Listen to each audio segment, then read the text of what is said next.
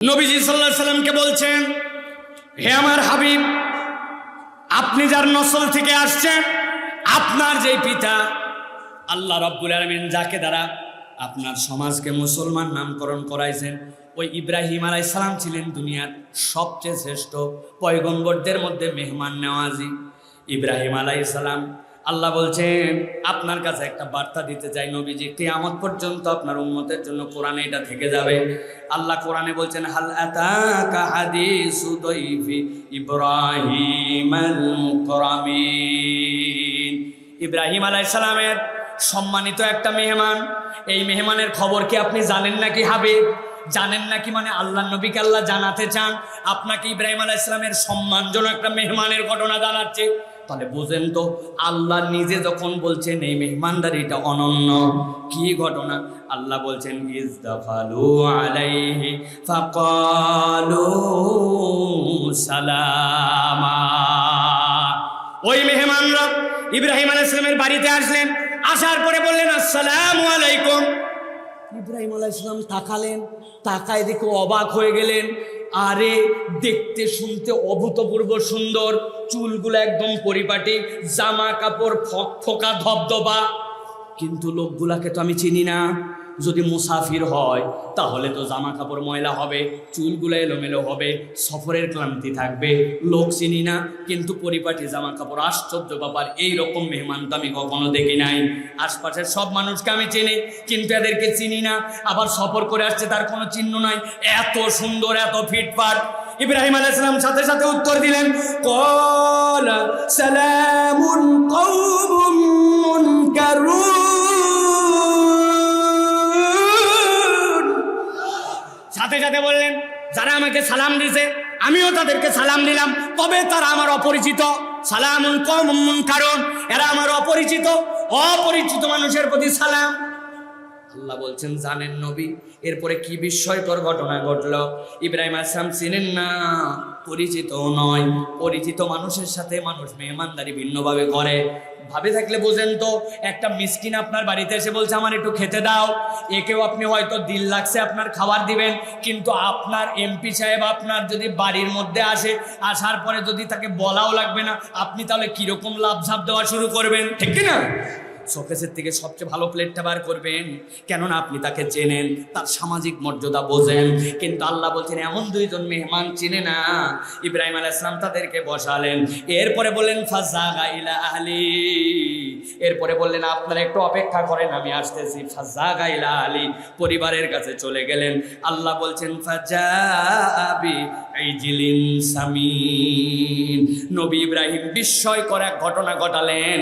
চেনে না, জানে না, অপরিচিত মেহমান, কিন্তু তাদের জন্য একটা আস্ত গরুর বাছুরের ভুনা করে সাথে সাথে তাদের সামনে হাজির করে দিলেন। সুবহানাল্লাহ, সুবহানাল্লাহ বলেন নাই আপনারা?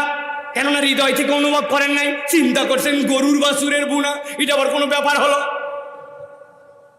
বিয়ে করছেন এখানে কারা কারা হাত তোলেন তো ভাই, হাত তোলেন। বিয়ালা কারা কারা হাত তোলেন? হাত তুলছেন, আমিও বিয়ালা, হাত নামান। এবার বিয়ের মধ্যে আপনাকে বিয়ের দিনে আস্ত গরু ভুনা করে কাকে কাকে দিয়েছিল? হাত তোল। কই যশোরে কাউকে গরু দেয়নি? সর্বোচ্চ দিছে এটা ছাগল, গরুর মাথাও দেয়নি। এক ছাগল, তাও এইটুক বাচ্চা, ওর মাথার মধ্যে ঢুকাই দিছে, উমুক তুমুক দিয়ে কোন রকম পেলে দিছে, ছাগলও দেয়নি, মুরগি একটা দিছে, ঠিক কিনা?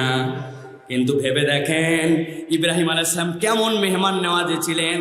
সামিন বলা হয় ওই ধরনের বাছুরকে, মায়ের দুধ ছেড়ে দিছে, আবার নিজেও গর্ভধারণ করে নাই, এরকম তরতাজা একটা বাছুর নবী ইব্রাহিম তার মেহমানদের সামনে ভুনা করে হাজির করে দিছে। আল্লাহ রাব্বুল আলামিন বলছেন ফাকাররাবাহু ইলাইহিম ক্বালা লা তাকুলুন। ইব্রাহিম আলাইহিস সালাম আসার পরে বলেন, আরে আপনাদের জন্য আমি ভুনা করে আনছি গরুর বাছুর, খাবেন না নাকি আপনারা? আলা তাকুলুন, খাচ্ছেন না কেন আপনারা? সাথে সাথে দুইজন বললেন, ও পয়গম্বর, আমরা তো মানুষ না, আমরা তো আল্লাহর ফেরেশতা হিসাবে আপনার বাড়িতে মেহমান হিসাবে এসেছি। আল্লাহ কেন এই কথা বললেন ভেবে দেখছেন? আল্লাহ রাব্বুল আমিন বলছেন ওই ফেরেশতা দুইজনে এবার ইব্রাহিমকে বলতেছে, আমরা খাওয়া দাওয়ার জন্য আসি নাই, তবে দেখলাম আপনি কি মেহমানদারি করেন। আল্লাহ একটা খবর দিয়ে আপনাকে পাঠাইছেন। কি খবর? বলে আল্লাহ বলছেন আপনার বয়স হয়ে গেছে, আপনার স্ত্রী বন্ধা হয়ে গেছে, কিন্তু আল্লাহ আপনাকে একটা পুত্র সন্তান দান করবে। ইব্রাহিম আলাইহিস সালাম ঘাবড়ায় গেছেন, আরে আজগবি কথাবার্তা বলো না, আমার বয়স 80+, আমার বউ 50 বছর বয়স থেকে মিন্স বন্ধ, পিরিয়ড বন্ধ, ওর বয়স হয়ে গেছে বৃদ্ধা, কোমর আমার হালে গেছে, আর বলতেছে আমার বাচ্চা হবে। আপনি কথা বলবেন না? আল্লাহ রাব্বুল আমিন বলছেন আপনি যেমন আছেন ওইভাবেই হবে। সুবহানাল্লাহ।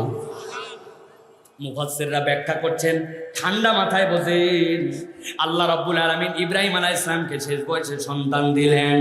আল্লাহ রাব্বুল আমিন এমন বয়সে সন্তান দিলেন যেই বয়সে তার হওয়ার কথা নয়।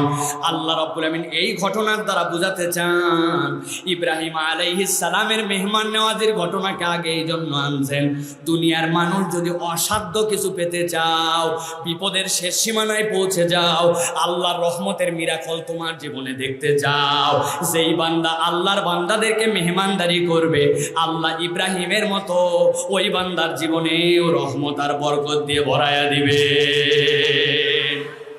আল্লাহ এই জন্যই ঘটনা এনেছেন। অতএব প্রিয় ভাইয়েরা, আপনার আমার জীবনে যদি সাকসেস পেতে চাই, বাড়ির মধ্যে যদি বরকত চাই, সংসারে যদি আমাদের আল্লাহর নিয়ামত পেতে চাই, ওই বাড়ি আপনার মেহমান নেওয়াজির বাড়ি হতে হবে। মানুষকে খাওয়াতে হবে, মানুষের সেবা করতে হবে, মানুষের প্রতি আপনার দয়া মায়া থাকতে হবে।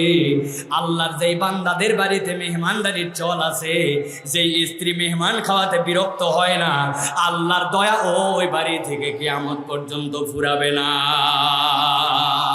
তাহলে আমরা আমাদের জীবনে নবীওয়ালা 1 নম্বর গুণ এই মেহমান নওয়াজি, এইটা গ্রহণ করতে পারবো ইনশাআল্লাহ। কয়টা গুণের কথা বলবো বলেছি ভাই? জোরে বলেন কয়টা? হলো না, আরেকটু জোরে বলেন কয়টা?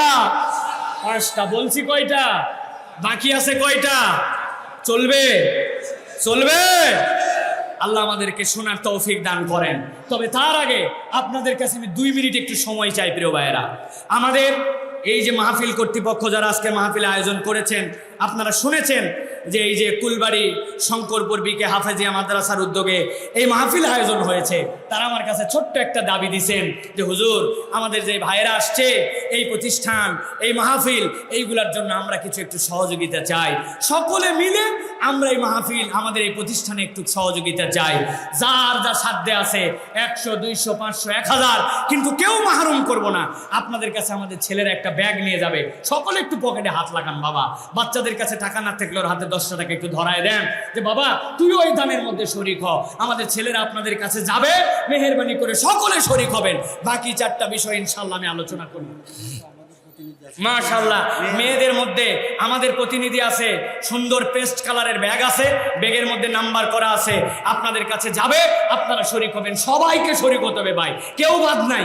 ছোট হন বড় হন, একটু হলেও শরীক হবে। সামনে দাঁড়াবে, টাকা না দিলে ব্যাগ সরাবে না, আগে টাকা দিবে তারপরে ব্যাগ সরবে। কেউ ভাইরা, তাহলে 2 নম্বরে এবার চলেন আমরা 2 নম্বর চরিত্রটা, সকল পয়গম্বরদের মধ্যে যেটা ছিল, এই চরিত্রের আলোচনার মধ্যে। ব্যাগ যাদের কাছে আছে তাড়াতাড়ি করে স্টেজে নিয়ে আসবেন। ব্যাগ নিয়ে ডানে বামে নড়াচড়া করা যাবে না। মাশাআল্লাহ, 1000 টাকা দিয়েছেন আমার মুরব্বী, আল্লাহ কবুল করুক, আল্লাহ জানে মানে বরকত দান করুক, আল্লাহুম্মা আমিন। প্রিয় ভাইরা, মানব জীবনের দ্বিতীয় শ্রেষ্ঠ গুণ কি? মানব জীবনের দ্বিতীয় শ্রেষ্ঠ গুণ সকল পয়গম্বরের মধ্যে ছিল যেটি, সেটি হচ্ছে মানুষ হিসাবে মানুষকে ক্ষমা করা। সুবহানাল্লাহ বলেন। আল্লাহ রাব্বুল আলামিন ক্ষমা করার একটা অনন্য দৃষ্টান্ত কোরআনুল কারীমের মধ্যে আনছেন। ঠান্ডা মাথায় যদি বুঝেন, অনেক বড় বার্তা এর মধ্যে আছে। দুনিয়ার ইতিহাস বদল করা একটা ঘটনা। হযরতে রাসূলুল্লাহ সাল্লাল্লাহু আলাইহি ওয়াসাল্লাম যখন দাওয়াত দিতে শুরু করলেন, নবীজির একজন সাহাবী ছিলেন হযরতে মিসতাহ রাদিয়াল্লাহু তাআলা আনহু। মক্কার সবচেয়ে ফকির সাহাবী হযরতে মিসতাহ। ভালো করে বোঝেন, হযরত আবু বকর রাদিয়াল্লাহু তাআলা জেনে ফেললেন মিস্তার বাড়িতে কিচ্ছু নাই, বাজার পর্যন্ত করতে পারে না। আবু বকর সিদ্দিক রাদিয়াল্লাহু তাআলা দায়িত্ব নিয়ে নিলেন, তোমার বাজারের দায়িত্ব আমার, তোমার সংসার দেখার দায়িত্ব আমার। হযরতে মিস্টার রাদিয়াল্লাহু তাআলা স্টাইপমেন্টে চলাফেরা করে। আবু বকর বাজার করলে তার বাজার হয়, আবু বকর রাদিয়াল্লাহু তাআলা জামা কাপড় দিলে তার জামা কাপড় হয়, নয়তো তার সংসার চলে না। হযরতে মিস্টার রাদিয়াল্লাহু তাআলাকে আল্লাহর নবীর সাহাবী আবু বকর যখন বাইয়াতুল আকাবাতুল উলা হয়ে গেল, বলে দিলেন তুমি মদিনায় চলে যাও। কিছুদিন পরে আমার খেয়াল হচ্ছে আল্লাহ রাব্বুল আলামিন নবীকেও মদিনাতে যাওয়ার নির্দেশ দিবেন, তার আগে তুমি মদিনায় চলে যাও। টাকা পয়সা পর্যাপ্ত দিয়ে দিলেন, মদিনায় যাবে, বাজার করবে, খাবে আর দিনের দাওয়াত দিয়ে বেড়াবে। সংক্ষেপ করে বলছি, আল্লাহ নবী যখন মদিনায় চলে আসলেন, এরপরে রাসূলুল্লাহ সাল্লাল্লাহু আলাইহি ওয়াসাল্লাম একটা যুদ্ধের ময়দানে বের হলেন। বের হওয়ার সময় নবীজির স্ত্রী আয়েশা রাদিয়াল্লাহু তাআলা নিয়ে যুদ্ধে গেলেন। যুদ্ধ থেকে ফেরার সময় হযরত আয়েশা রাদিয়াল্লাহু তাআলা উটের পিঠের উপরে বসা ছিলেন, কিন্তু গলার মালাটা হারায় গেল। হারায় যাওয়ার কারণে হযরত আয়েশা রাদিয়াল্লাহু তাআলা উটের পিঠ থেকে নামলেন। নামার পরে মালাটা খুঁজতে বেরিয়েছেন, কিন্তু হালকা মানুষ, উটের পিঠে আছেন কি নাই বোঝা যায় নাই।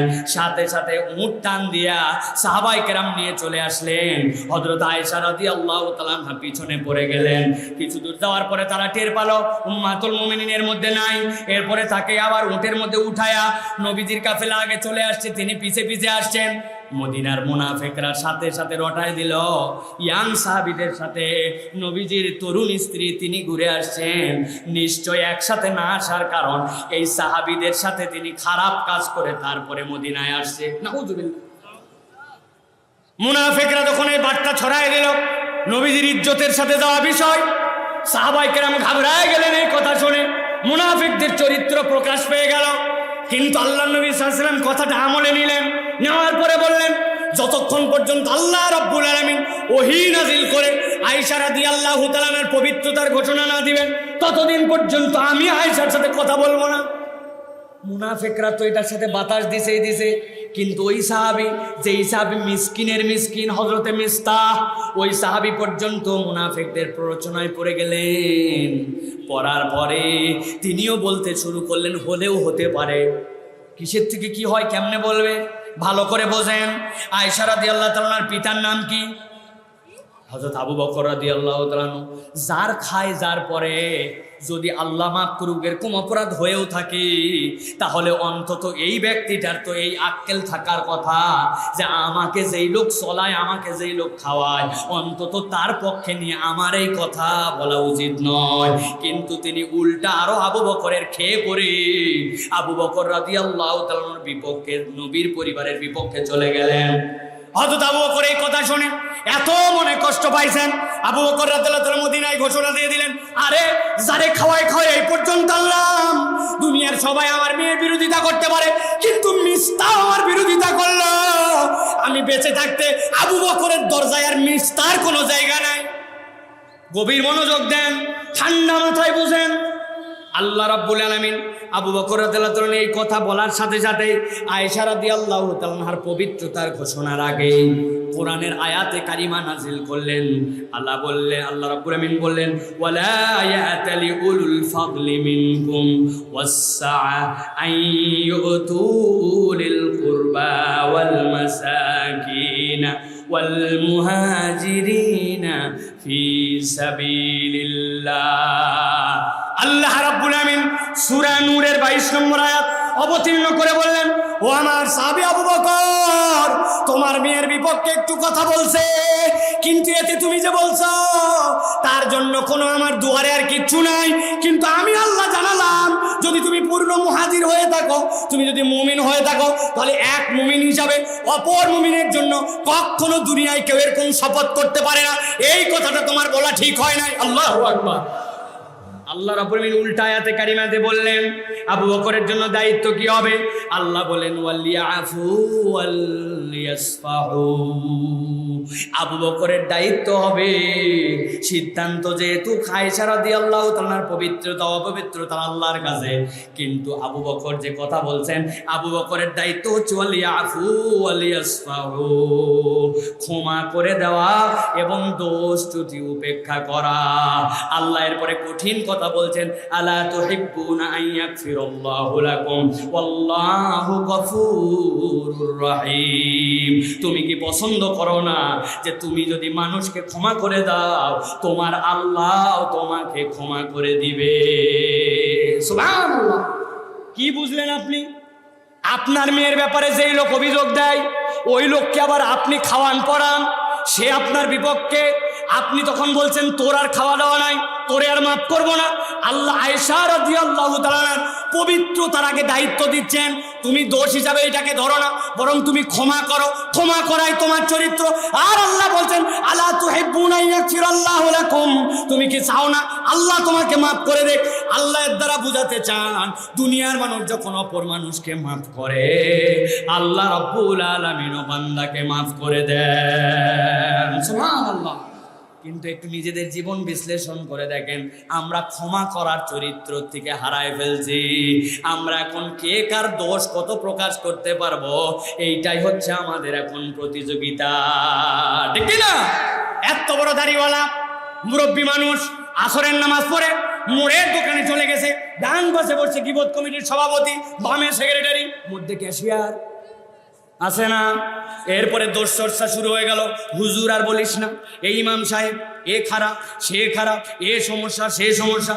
পাশের জন বলছে পুরাতন কথা আর বলিস না, নতুন খবর তো জানিসই না, হুজুরের আরো 2টা দোষ খুঁজে পাইছি।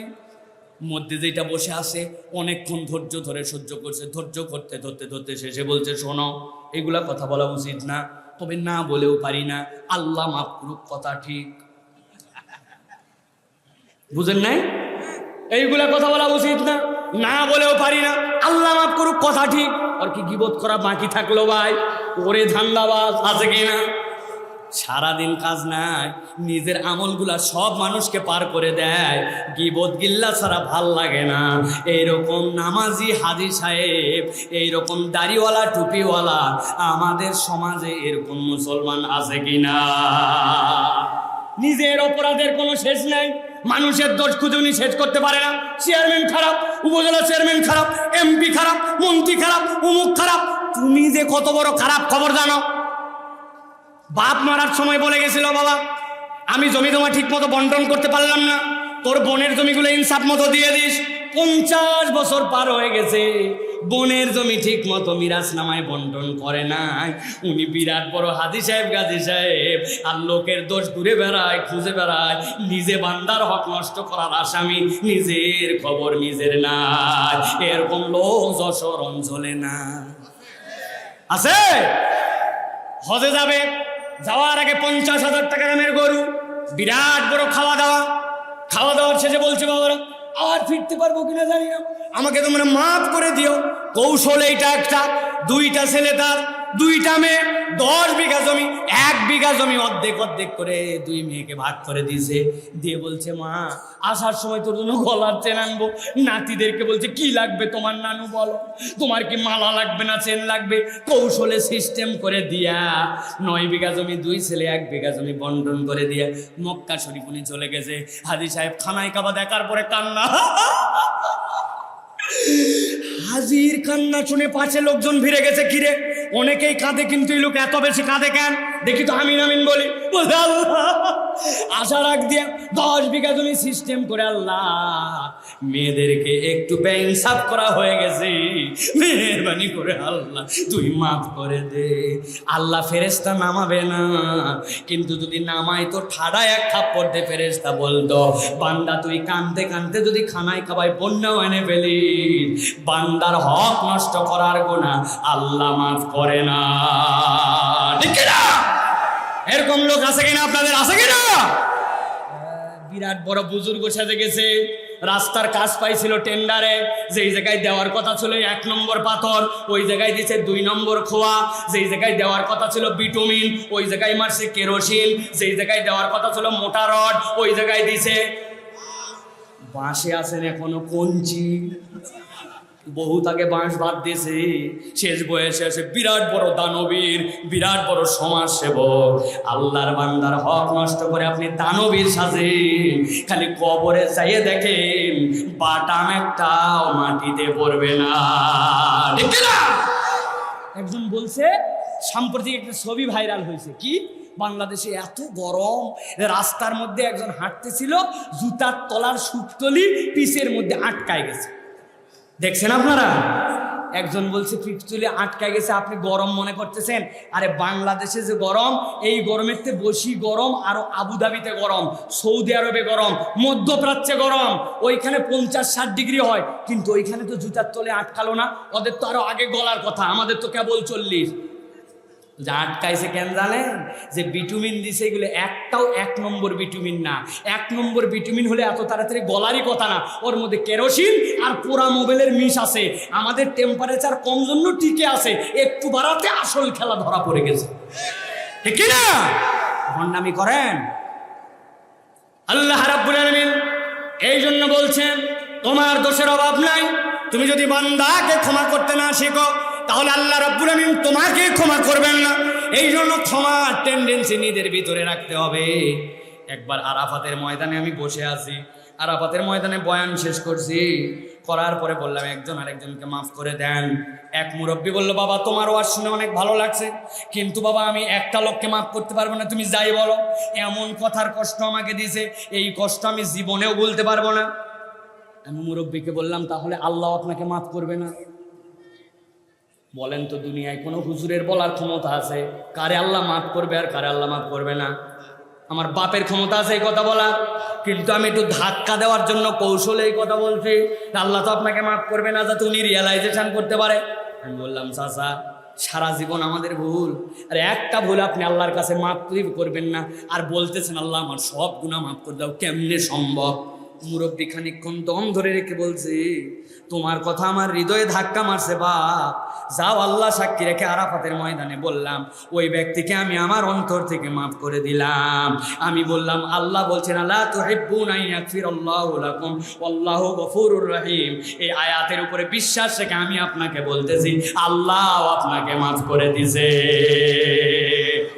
এই জন্য প্রিয় ভাইয়েরা, মানুষের ভুল করবেন না, ক্ষমা করতে শিখেন।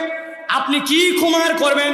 নিজের বউ যদি একটু তরকারিতে কম বেশি করে, সাথে সাথে ময়াকার গয় দীর্ঘই বানান করে দিব। ওরে গালি যশোরের লোক দেওয়া জানে, নিজের বউরে নিজে গালাগালি করে, ছোট্ট একটু ভুল ক্ষমা করতে পারে না। আর বউরা তো আরো এক ধাপ আগায়, এত বড় বাজারের লিস্ট ধরায় দিছে, সব আনছে, নারকেলের তেলটা মিস হয়ে গেছে। বউ তালিকা দেখে দেখে সব আছে, নারকেলের তেল নাই। সাথে সাথে বলছে 20 বছর সংসার করে কি পাইলাম। আছে না? 1 বোতল নারিকেলের তেলের জন্য 20 বছর গায়ে। আরে মহিলা অকৃতজ্ঞ, স্বামীর কৃতজ্ঞ হন, স্ত্রীকে ক্ষমা করেন। এই দুইটা না হলে এই ভালোবাসা ফিকে ভালোবাসা হয়ে যাবে। আগেকার ভালোবাসা ছিল সুপার গুলুর মতো, আর এখনকার আমাদের এইগুলো স্যাপের যে আঠা, এর থেকেও ঢিল। বিয়ে হতে দেরি, তালাক হতে দেরি নাই, ঠিক কিনা? আর আমাদের নানি দাদিরা, আমাদের মুরব্বীরা, আয় হায় হায় হায় রে, বুড়া বুড়ির মহব্বত, এই মহব্বতের কোনো শেষ নাই। আর এখন ফুল দেয়, মালা দেয়, গিফট দেয়, ঘুরাতে নিয়ে যায়, বাইকে ঘুরায়, তারপরেও মহব্বত টেকে না, ঠাস ঠাস করে সম্পর্ক হচ্ছে, ঠিক না? এইগুলা সুপারগুলো না, এগুলা সব স্যাপের আঠাতেও খারাপ। এই জন্য প্রিয় ভাইয়েরা, ক্ষমার চরিত্র যাদের মধ্যে থাকবে, ওই পরিবারগুলো আল্লাহর নিয়ামতে যাবে। তাহলে 2টা গুণের কথা বললাম, 1 নম্বর অতিথি পরায়ণতা, 2 নম্বর ক্ষমা করার মেন্টালিটি। জিজ্ঞাসা থাকবে, কত দূর পর্যন্ত ক্ষমা করব? কিয়ামতের দিনে আল্লাহর কাছে যতবার ক্ষমা চাই, দুনিয়ার মানুষকে ততবার ক্ষমা করার মতো মেন্টালিটি থাকতে হবে। সুবহানাল্লাহ। 3 নম্বরে আল্লাহ রাব্বুল আমিন বলছেন, ও দুনিয়ার মানুষ, তোমাদের জীবনে প্রত্যেক পয়গম্বরের জীবনে যে চরিত্র ছিল, তার একটা চরিত্র হচ্ছে সততা। আল্লাহ কোরআনে বলছেন, ইয়া আইয়ুহাল্লাযীনা আমানুত্তাকুল্লাহা ওয়া কুনু মা'আস সাদিকিন। আল্লাহ বলছেন, আমি দায়িত্ব দিলাম ঈমানদারদের জন্য আল্লাহকে ভয় করো, আর সৎ মানুষদের সঙ্গী হিসাবে নির্বাচন করো। বাংলাদেশে এখন সবচেয়ে মুখরোচক একটা কথা আছে, বলবো নাকি? বুঝে বলেন, বলবো? হুজুর, সমাজটা শেষ হয়ে গেল, ভালো মানুষ আর নাই। আছে কিনা? বড় বড় দম দিয়ে বলবে ভালো মানুষ নাই। আমি বলি যেই কথা বলেন এটা হচ্ছে পাক্কা 2 নম্বর লোক। কয় নম্বর? বলে হুজুর কেন বললেন? বেটা তুমি ভালো মানুষ খুঁজে পাও না, ভালো মানুষ নাই বলো, কিন্তু তোমার নিজে ভালো মানুষ হতে সমস্যা কোথায়? আপনি নিজে ভালো হলেই তো আমি আপনাকে খুঁজে পাই, নিজে ভালো হবে না কিন্তু ভালো মানুষ নাই, এই ডায়লগ দিয়ে বেড়ায়, আছে কি না? এই সমাজে এরকম কতগুলা বদমাইশ আছে দেখবেন, ওদের কাছে আপনি বলবেন সুদ খায়েন না, দাদনে টাকা লাগায়েন না, এই কাজ করেন না, উনি ইসলামের অনেক বিধানের পক্ষে, কিন্তু নিজে সুদে দাদনে এইগুলা টাকা লাগানো বাদ দেয় নাই, দাড়ি টুপি নিয়ে সুদে টাকা লাগায়, দাদনে টাকা খাটায়। আপনাদের এলাকায় আছে নাকি ভাই? বুঝে বলেন আছে নাকি? আসরের নামাজের পর একজন গেছে, যায় বলছে মুরব্বী 1000 টাকা দেন, হাতে টাকা নাই। বাবারে অনেক বড় বিপদে পড়ছি, বাচ্চার অসুখ, একটা বললাম হাতে টাকা নাই। খানিকক্ষণ পরে বলছে চাচা ভুল বুঝছেন আপনি, 1000 টাকা দেন, আজকে মঙ্গলবার, আগামী শুক্রবার 1250 টাকা দিয়ে দিব। সাথে সাথে বলছে বেকুব কোথাকার, মানুষের হাতের টাকা থাকে নাকি? বাড়ির চল। বাড়িতে নিয়ে চলে গেছে, যাওয়ার পরে 1000 টাকা দিয়ে বলছে লাগলে আরো বল, তোর শাশিও কিন্তু এই কারবার করে, তবে যা করবি তাড়াতাড়ি কর, ছোট দিনের বেলা মাগরিবের আজান হয়ে গেছে, আমি কিন্তু তাকবীরে উলার সাথে জামাত ধরবো। আসরের নামাজের পরে আসে, দাদনে টাকা লাগায়া মাগরিবের নামাজ মুসল্লি হিসাবে মসজিদে যায়, তাকবীরে উলার সাথে ধরতে চায়, দাড়ি টুপিওয়ালা এরকম কতগুলা মুনাফিক মার্কা মুসলমান আমাদের সমাজে আছে কিনা? ওই লোক আবার ওয়াজ করে সমাজে ভালো মানুষ না, সুযোগ থাকলে বাটাম দিয়ে ধোলাই দেওয়া দরকার। কি কথা বলেন? আমার আল্লাহ বলছেন ইয়া আইয়ুহাল্লাযীনা আমানুত্তাকুল্লাহ, তোমরা আল্লাহ রাব্বুল আমিনকে ভয় করো, কুনু মাস সাদিকিন, সৎ মানুষদের সাথী হয়ে যাও। সততা যার জীবনে নাই, ওই মানুষের জীবনের কোনো মূল্য নাই, ঠিক কি না? কিন্তু সততা এখন কি আমাদের সমাজে আছে ভাইয়া? দিন দিন উঠে যাচ্ছে। সৎ মানুষগুলাও না বুঝে, ভুল বুঝে, একটুখানি লোভে পড়ে মানুষ মিথ্যা কথা বলে। আপনার এই মহল্লার বাজারে আপনি গেছেন, যাওয়ার পরে এক দোকানে ঈদের কেনাকাটা করবেন, দোকানের মাল হালাল, আইটেম হালাল, সব হালাল, কিন্তু আপনাকে দেখে সাথে সাথে বলছে আপনার মতো সেনা লোক বলে বনির সময় কেনা দামে দিলাম। কি বলছে? আপনার মতো লোক বলে বনির সময়ে সেনা লোক বলে কেনা দামে দিলাম। জীবনে আপনাকে ডেকে নাই, কেনা দাম বলে 500 টাকা আপনার পকেট মারে দিয়েছে, হালাল মাল হারাম হয়ে গেছে। লোভে পড়ে মানুষ সততা হারায় ফেলতেছে। এই জন্য আল্লাহ বলছেন ইমানদারের চরিত্র হবে সৎ মানুষের সাথে জীবনযাপন করা। ও মুরব্বী, আপনার লোভ কবে শেষ হবে? সকালবেলা আপনি কোদালটা কাঁধে নিয়ে মাঠে রওনা হয়েছেন, একজন জিজ্ঞাসা করছে ও চাচা এত সকালে কোথায় যান? ভুঁয়ে একটু আল কাটার জন্য যাই। আসল উদ্দেশ্য ভিন্ন। সকাল সকাল উনি আল কাটতে যাচ্ছে, ওনার জমির সাথে যার জমি লাগানো, ওই পারের জমিওয়ালা এখন আল কাটে পারে নাই, উনি আল কাটার নাম করে জমিটা 4 আঙ্গুলে একটু ঠেলতে যায়। এরকম ভুঁইওয়ালা আপনাদের যশোরে না আছে? কোথায় আপনি সততা নিয়ে আসেন?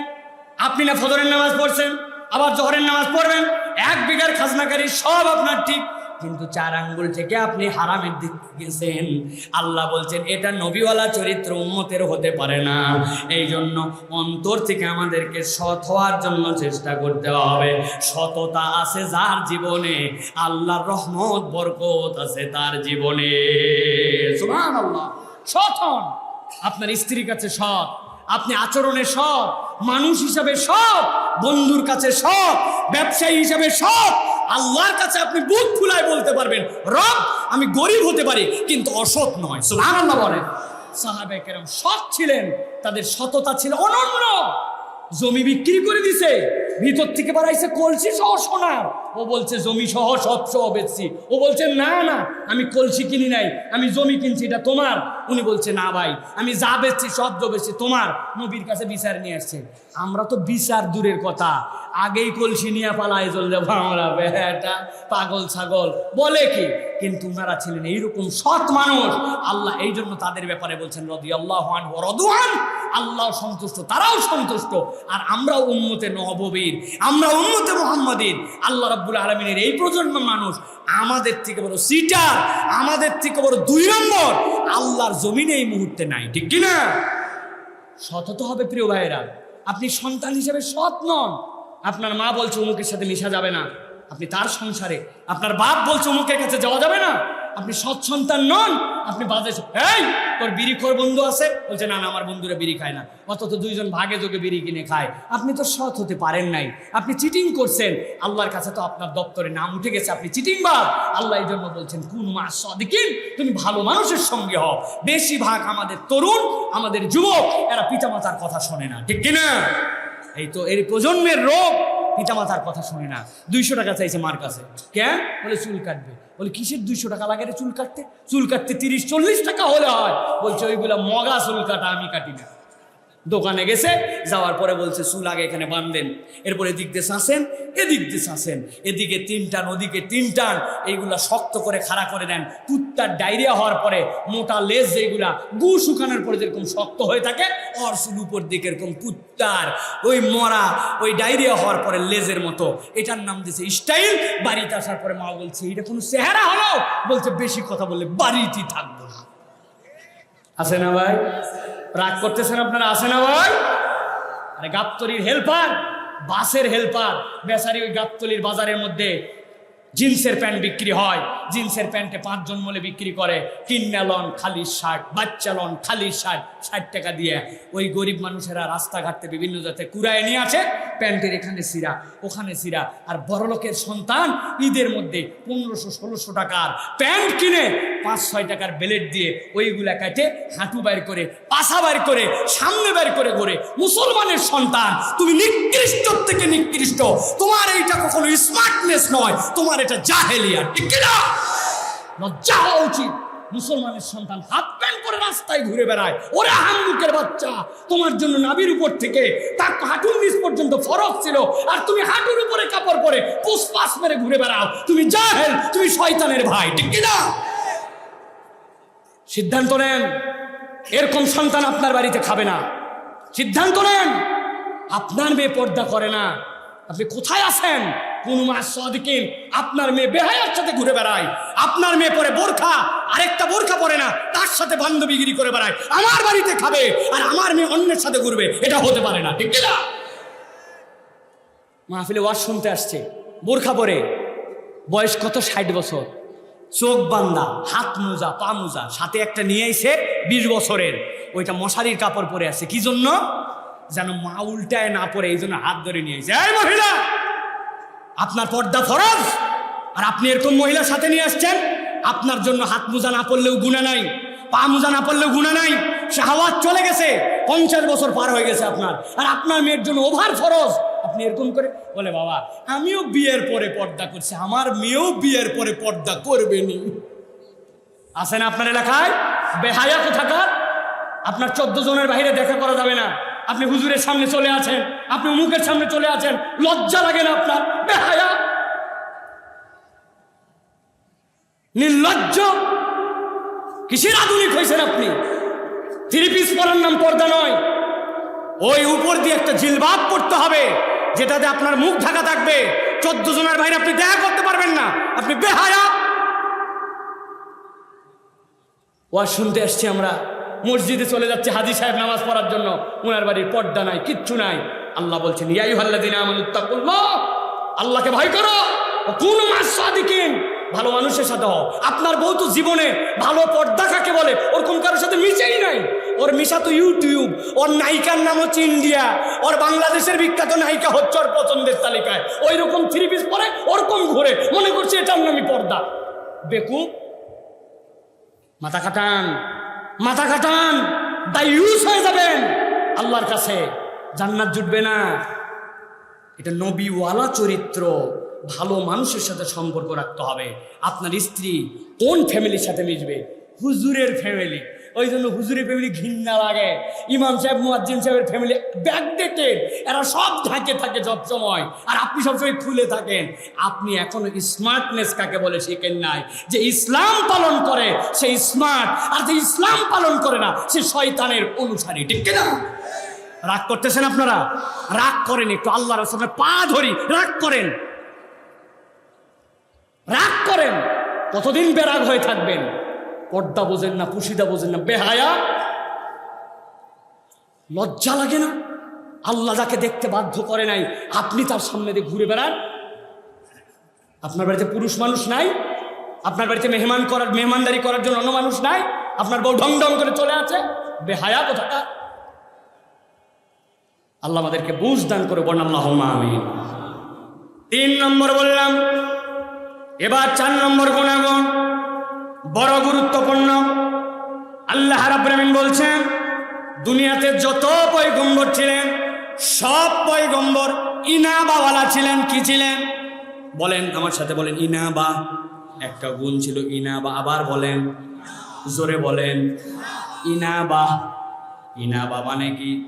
আল্লাহ আয়াতে কারিমার আলোকে মুফাসসিররা ব্যাখ্যা করছেন, সদা সর্বদা অন্তর বা দিল আল্লাহর দিকে যেইটা রুজু থাকে, আল্লাহ রাব্বুল আলামিনের কোনো বিধান লঙ্ঘন হলেও ড্যাম কেয়ার মানসিকতা থাকে না, এইরকম অন্তর যাদের আছে আল্লাহ রাব্বুল আমিন ওই অন্তরগুলোকে ইনাবাওয়ালা অন্তর বলেন। আল্লাহ কোরআনুল কারীমের মধ্যে বলছেন, ওয়া ইয়াকুলুল্লাযীনা কাফারু লাউলা উনজিলা আলাইহি আয়াতুম মির রাব্বিহি কুল ইন্নাল্লাহা ইউদিল্লু মান ইয়াশা ওয়া ইয়াহদি ইলাইহি মান আনাব। আমার আল্লাহ বলছেন, ও দুনিয়ার মানুষ, যার অন্তরটা আল্লাহর সাথে জুড়ানো, ভুল কার হবে না দুনিয়ার বুকে? ভুলের ঊর্ধ্বে কেউ নয়। কিন্তু আপনার যত ভুল থাকুক না কেন, যদি আপনার অন্তরটা আল্লাহর সাথে জুড়ায় দেওয়া থাকে, আপনার ভুলের পরে ড্যাম কেয়ার মোডে আপনি থাকেন না, বরং আল্লাহ রাব্বুল আমিনের কাছে সাথে সাথে মাথা নত করে দেন। আল্লাহ রাব্বুল আমিন বলছেন, ওয়াহদি ইলাইহি মান আনাব। যেই অন্তর আল্লাহর সাথে লেগে থাকে, আল্লাহ রাব্বুল আলামিন ওই বান্দাকে ক্ষমা করে দেন। সুবহানাল্লাহ। আমার ভুল হবে, কার ভুল নাই এই জায়গাতে? কিন্তু অপরাধ হয়ে যাওয়ার পরে ড্যাম কেয়ার ভাব নাই। করছি তো কোনো ব্যাপার হলো নাকি? আমার পাপ আমি করছি, তাতে কি যায় আসে? তোর কি? আমার অপরাধ একজন ধরায় দিছে, আপনি সাথে সাথে বলছেন তোর বাপের খায় করছে নাকি, আমারটা আমি করছি। আল্লাহর নবী বলছেন, এইটা কখনো কোনো বান্দার চরিত্র হতে পারে না। বান্দার চরিত্র হবে আল্লাহর সাথে দিল যুক্ত হয়ে থাকা। আল্লাহ কোরআনে বলছেন, এই জন্য আল্লাহু ইয়াজতাবি ইলাইহি মান ইয়াশা ওয়া ইয়াহদি ইলাইহি মান ইউনিব। যেই ব্যক্তিটা আল্লাহর সাথে দিল জুড়ায় রাখে, রব্বুল আলামিন ওই বান্দাকে মাফ করে দেন। দুনিয়ার মানুষ যত খুশি হোক না কেন, তার হারানো জিনিস পেয়ে আল্লাহ রব্বুল আলামিন তার হারানো বান্দা পেয়ে খুশি হয়ে যান। ঘাবড়ায় যান না, আমার তো অপরাধ, আমার তো সেই ভুল, আমি কেমনে আল্লাহর কাছে আসবো? নবীজি বলছেন, শোনো শোনো একটা ঘটনা।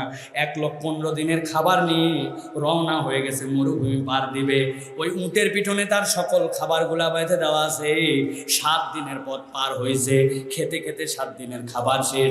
আর 7 দিনের খাবার নিয়ে ছোট্ট একটা বাবলা গাছ পাইছে মরুভূমির মধ্যে। বাবলা গাছ তলাতে উটটাকে বেঁধে দিয়া একটু শুয়ে গেছে। যেই না শুয়েছে, ঘুম ধরে গেছে। ঘুম থেকে উঠছে যখন, উঠার পরে দেখে তার যে উট ছিল 7 দিনের খাবার সহ, সামনের দিকে আরো যেতে হবে। ওই উট খাবারও নাই, উটও নাই। উট ওই দড়ি ছিঁড়ে পালায় চলে গেছে। একবার যদি মরুভূমিতে কোনো উট পালায় যায়, ওর কোনো সম্ভাবনা নাই। ওই লোক জেনে ফেলছে, পেছন দিকে 7 দিনের রাস্তাও যেতে পারবো না, সামনের দিকেও যেতে পারবো না। এখন আমার এখানে 1-2 দিনের মধ্যে তীব্র দাবাদহে, আমার কষ্টে, আমার পানির কষ্টে, আমার খাদ্যের কষ্টে আমাকে মরে যেতে হবে। দুশ্চিন্তার সর্বোচ্চ নিয়ে যে আবার ওই গাছতলায় বসে থাকতে থাকতে ঝিমুনি এসে ঘুমায় গেছে। যেই না ঘুমায় গেছে, এরপরে যখন ঘুম ভেঙে গেছে, আশ্চর্য হয়ে দেখে যেই উট তার থেকে পালায় গেছিল, দড়ি ছিঁড়া, কিন্তু ওই উট তার খাদ্য-টাদ্য সব নিয়ে আবার মালিকের পায়ের কাছে দাঁড়ায় আছে। এমন খুশি হয়েছে, নবীজি বলছেন, সাথে সাথে বলতে শুরু করছে, হে আল্লাহ, তুমি আমার গোলাম, আমি তোমার মনিব। এমন খুশি হয়েছে, উল্টায় ফেলছে কথা। আল্লাহকে বলতেছে গোলাম খুশির ঠেলায়, আর নিজে বলতেছে মনিব। আল্লাহর নবী বলছেন, হারানো উট পে উটের মালিক যেরকম খুশি উল্টা পাল্টা কথা বলে ফেলছে, কোন হারানো বান্দা আল্লাহর রাস্তায় ছিল না, কিন্তু তওবা করে সে শপথ নিয়েছে আগে নামাজ পড়ি নাই, নামাজ পড়বো, মিথ্যা কথা বলতাম ছেড়ে দিলাম, বাপ মায়ের কথা শুনতাম না শুনলাম, পর্দা পশিদা ছিল না ফেরত চলে আসলাম। যখন কোন হারানো বান্দা আল্লাহর রাস্তায় চলে আসে, আল্লাহ রাব্বুল আমিন ওই উটের মালিকের থেকেও 1000 কোটি গুণ বেশি হারানো বান্দাকে পেয়ে খুশি হয়ে যায়। এই জন্য আল্লাহ রাব্বুল আমিন বলছেন, কাজ কি তোমার অন্তরটা আল্লাহর সাথে জুড়াই দিয়ে রাখতে হবে। ভুল হয়েছে, তওবা করে ফেলছি, সাথে সাথে আল্লাহর কাছে ক্ষমা চেয়ে নিয়েছি। আল্লাহ বলছেন এই অন্তর যার সাথে থাকবে, ওই অন্তরকে আল্লাহ কখনো গাফেল আর হেদায়েত বিমুক্ত করে দিবেন না। সর্বশেষ 5 নম্বরে, প্রত্যেক নবী রাসূল যারা ছিলেন, প্রত্যেক নবী রাসূলের জীবনে একটা চরিত্র ছিল। আপনি যদি আপনার জীবনে মেহমান নেওয়াজিকে টিকায় রাখতে চান, আপনার জীবনে যদি ইনাবাওয়ালা চরিত্র চান, আপনি যদি আপনার জীবনে সততা চান, আপনি যদি আপনার জীবনে মানুষকে ক্ষমার গুণে নিজেকে গুণান্বিত করতে চান, আল্লাহ রাব্বুল আমিন বলছেন তোমার জীবনে একটা গুণ বড় বেশি জরুরি, সেইটা হচ্ছে আল্লাহর শুকরগুজার বান্দা হতে হবে। কুরআনুল কারীমের মধ্যে আল্লাহ বলছেন, ফাযকুরুনি আযকুরুকুম ওয়াশকুরুলি ওয়ালা তাকফুরুন। ও বান্দা, তুমি যদি আমাকে স্মরণ করো, আমি আল্লাহ তোমাকে স্মরণ করব, আর আমি আল্লাহ তোমাকে জানাই রাখলাম ওয়াশকুরুলি ওয়ালা তাকফুরুন। বান্দা তুমি আমার কৃতজ্ঞ হও, কখনো তুমি আমার নিয়ামতের প্রতি অকৃতজ্ঞ হও না। আমাদের অনেকের ধারণা, হুজুর আমার জীবনে কিচ্ছুই পাই নাই, সারাটা জীবন কষ্ট আর কষ্টে পার হলো, কিসের কৃতজ্ঞতা করব? একটু ঠান্ডা মাথায় ভেবে দেখেন, আল্লাহ রাব্বুল আমিন আপনাকে যদি অন্ধ বানায় দিতেন, আপনার চোখ নাই, আল্লাহ রাব্বুল আমিন আপনাকে কিচ্ছু দেয় নাই, কিন্তু কোনোদিন এই বাজারের মধ্যে যে আপনাকে হাত পেতে ভিক্ষা করতে হয় নাই, জুম্মার দিনে মসজিদের সামনে বসে থাল নিয়ে বসতে হয় নাই, একটু কষ্ট করে চলি, মানুষের দোকানে কাজ করি, মানুষের জমি লাগাই, কিন্তু আল্লাহ আমাকে ভিক্ষুক বানায় নাই। আল্লাহ আমাকে চোখের নিয়ামত দিয়েছে, আল্লাহ আমাকে সুস্থ দিয়েছে, আমার শরীরে ক্যান্সারের মতো কোনো ভাইরাস দিয়ে দেয় না। রব্বুল আমিনের কাছে আপনি যদি কৃতজ্ঞ বান্দা হন, রব্বুল আমিন আপনার নিয়ামত বাড়ায় দিবে। আর যেই বান্দাকে কোনো নিয়ামত দেয় নাই মনে করতেছেন, ওই বান্দাকেও একটা নিয়ামত দিয়েছে, যে নিয়ামতের থেকে দামি নিয়ামত নাই। আমাদের সবচেয়ে বড় দামি নিয়ামত অটোমেটিক আমরা পাইছি, ওইটার নাম হচ্ছে ঈমান। ঠিক না ভাই? আপনাদের এলাকায় হিন্দু ভাইরা আছে না ভাই? আছে না? সনাতন ধর্মাবলম্বী মানুষ আছে না? ছোট থেকে আমাদের সাথে বড় হলো, বড় হতে হতে বৃদ্ধ হয়ে মারা গেল, মারা যাওয়ার পরে শ্মশানে পুরাই দিল। ও আপনার পাশে জন্মগ্রহণ করছে, আপনার ছেলেটাও জন্মগ্রহণ করছে। আল্লাহ আপনাকে ইমানের দৌলতের উপরে নিয়ামত দিয়ে, হেদায়েত দিয়া আপনাকে জান্নাতের রাস্তা দেখালো, আর ওই ব্যক্তিটা আপনার পাশে থাকার পরে হেদায়েত পেল না। একবার একটু কল্পনা করে দেখেন, কি এমন আমার যোগ্যতা আছে যেই কারণে আল্লাহ আমাকে ঈমান দিতে বাধ্য করছে? না না, এটা আল্লাহর নিয়ামত। বান্দা যদি ঈমানের নিয়ামতেরও কৃতজ্ঞ হয়, আল্লাহ রাব্বুল আমিন ওই বান্দার জীবনে বরকত দিয়ে দেয়। সুবহানাল্লাহ। এই জন্য আল্লাহর নিয়ামত খুঁটে খুঁটে বের করে করে আল্লাহর কৃতজ্ঞ হতে ভাই। রব, তুমি আমাকে নিয়ামতের সাগরে ভাসায় রাখছো। আল্লাহ, পৃথিবীর কত মানুষ খাবার পায় না, আর আমি তুমি যেরকমই হোক তুমি আমাকে খাওয়াচ্ছ। আল্লাহ, কত প্রতিবন্ধী মানুষ আছে, হাত নাই, পা নাই, চোখে দেখে না, লুলা, খোরা, কত ধরনের। আল্লাহ, তুমি আমাকে ভালো রাখছো রব্বুল আলামিন। আল্লাহ বলতেছেন এই জন্য, ও ইস্তাগফারা রাব্বুকুম লা ইন শাকারতুম লা আযীদান্নাকুম। আরবি গ্রামার যারা জানেন, আল্লাহর জন্য নুনের উপরে সকিলা দর ফাইলে মুস্তাকবিল লাগে না, আল্লাহ বললেই হয়। কিন্তু আল্লাহ ঈমান মজবুত করার জন্য বলছেন, আমার কৃতজ্ঞ হয়ে দেখ, আমি তোর নিয়ামত বাড়াই দেবো। সুবহানাল্লাহ বলেন। আল্লাহর কৃতজ্ঞ বান্দা হতে হবে, শাকের বান্দা হতে হবে। যদি একবার শুকরিয়ার হালত অন্তরে আসে, আল্লাহ তার নিয়ামত বাড়ায় দিবেন। কৃতজ্ঞতা আমাদের আসে না কেন? লাস্ট একটা কথা বলি, আমাদের ধারণা আমি খালি আল্লাহরই কৃতজ্ঞ হব না। যখন বান্দা বান্দার কৃতজ্ঞ হয়, তখন আল্লাহর কৃতজ্ঞ হতে পারে। আর বান্দার কৃতজ্ঞতা আদায় না করলে আল্লাহর প্রকৃত কৃতজ্ঞতা আদায় করা যায় না। হাদিসের ভাষা, মান লাম ইয়াশকুরিন নাস লাম ইয়াশকুরিল্লাহ। আপনার যে ক্ষুদ্রতম উপকার করে আপনার তার কৃতজ্ঞতা আদায় করতে হবে। আমরা কৃতজ্ঞতা আদায় করি না, আমরা থ্যাঙ্কস বলি না, মানুষকে ধন্যবাদ দেই না। আপনার অল্প একটু কেউ কল্যাণ করছে, নবীজি শিখাইছে, তুমি বলো জাযাকাল্লাহ খাইর, ভাই আমি তো তোমার কল্যাণ করতে পারবো না, কিন্তু কল্যাণওয়ালা আল্লাহ তোমাকে উত্তম বিনিময় দেয়। এই কথা যদি বলেন ন্যূনতম কৃতজ্ঞতা আদায় হবে। কিন্তু আমরা কি বলে, আমার উপকার করবে না মানে কি, ওর করার দায়িত্ব ছিল, এর আবার কৃতজ্ঞ হওয়ার কি আছে, বলি না ভাই আমরা? অথবা ওই সময় বেকায়দায় পড়ে হয়েছি, পরে যাই ভুলে যাই না। মানুষের কৃতজ্ঞ হবেন, নিজের স্ত্রীর কৃতজ্ঞ হন, স্বামীর কৃতজ্ঞ হন। আমার স্বামীটা এত কষ্ট করে আমাদের জন্য নিয়ে আসে, এত পরিশ্রম করে, এত চিন্তা করে। আমার বউটা আমার সংসারটা আগলায় রাখে। কিছু ভুল তারও আছে, কিছু ভুল আমারও আছে। স্বামীর কৃতজ্ঞ, স্ত্রী স্বামীর কৃতজ্ঞ। আল্লাহ দেখবা হারে আমার বান্দা একজন একজনের কৃতজ্ঞ হয়, এটা তো আমি শিখাইছি তাকে। আর আল্লাহকে বলে আলহামদুলিল্লাহ, আল্লাহ ওই পরিবারের মধ্যে বরকত ঢুকাই দিবে। সুবহানাল্লাহ। এই জন্য প্রিয় ভাইয়েরা, আমরা কৃতজ্ঞ হওয়ার চেষ্টা করব। আমার কথা শেষ, মেহেরবানি করে আপনাদের কাছে আবারও বলছি প্রিয় ভাইয়েরা, 5টা বিষয়ের কথা মনে রাখবেন সব সময়। আমরা মেহমান নেওয়াজের অভ্যাস যেন দূর করে না দেই। 2 নম্বর, মানুষকে ক্ষমা করা, অপরাধকে ক্ষমা করা, এই মেন্টালিটি লাগবে, গীবত করব না। 3 নম্বরে সব সময় সৎ হব এবং সৎ মানুষদের সাথে চলবো। 4 নম্বরে আল্লাহর সাথে অন্তরকে জুড়ায় রাখবো। 5 নম্বরে আল্লাহর কৃতজ্ঞ বান্দা হওয়ার চেষ্টা করব। আল্লাহ আমাদেরকে তৌফিক দান করুক, বলেন আল্লাহুম্মা আমিন। আল্লাহ আমাদের আশা বসাকে কবুল করুক, বলেন আল্লাহুম্মা আমিন। দীর্ঘ সময় আপনারা, প্রায় 12:30 হয়ে গেল, 2 ঘন্টার অধিক সময় আপনারা বসেছিলেন। আল্লাহ আমাদের আশা বসাকে কবুল করুক, বলেন আল্লাহুম্মা আমিন। আল্লাহ যে যে উদ্দেশ্যে দান করেছেন, আল্লাহ সকলের দানগুলোকে কবুল করে নেন, বলেন আল্লাহুম্মা আমিন।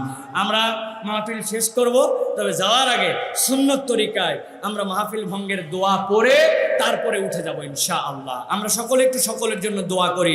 আল্লাহ এই প্রতিষ্ঠানের জন্য যারা যেভাবে সহযোগিতা করছেন সকলের দানকে আল্লাহ কবুল করেন, বলেন আল্লাহুম্মা আমিন। আল্লাহ রাব্বুল আলামিন এই প্রতিষ্ঠানে বাকি হাওয়ায়েজ পূরণ করে দেন, বলেন আল্লাহুম্মা আমিন। আল্লাহ রাব্বুল আলামিন এই প্রতিষ্ঠানকে এলাকার একটা মকবুল প্রতিষ্ঠান হিসেবে কবুল করেন। আজকের মাহফিল ইন্তেজামে যে যেভাবে সহযোগিতা করেছেন সকলকে কবুল করেন।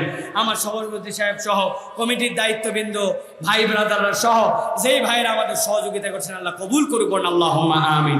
সকলে আমার সাথে পড়েন সুবহানাকাল্লাহুম্মা, সকলে পড়েন সুবহানাকাল্লাহুম্মা ওয়া বিহামদিকা আশহাদু আল্লা ইলাহা ইল্লা আনতা আস্তাগফিরুকা ওয়া আতুবু ইলাইক। আসসালামু আলাইকুম ওয়া রাহমাতুল্লাহ। আপনারা সালাম দেন, সালাম দেন এবার। ওয়া আলাইকুম আসসালাম ওয়া রাহমাতুল্লাহি ওয়া বারাকাতুহু।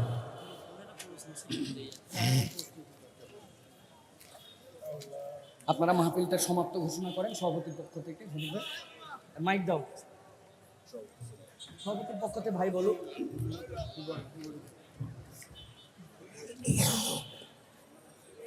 সম্মানিত উপস্থিতি, এতক্ষণ ধরে আমরা যারা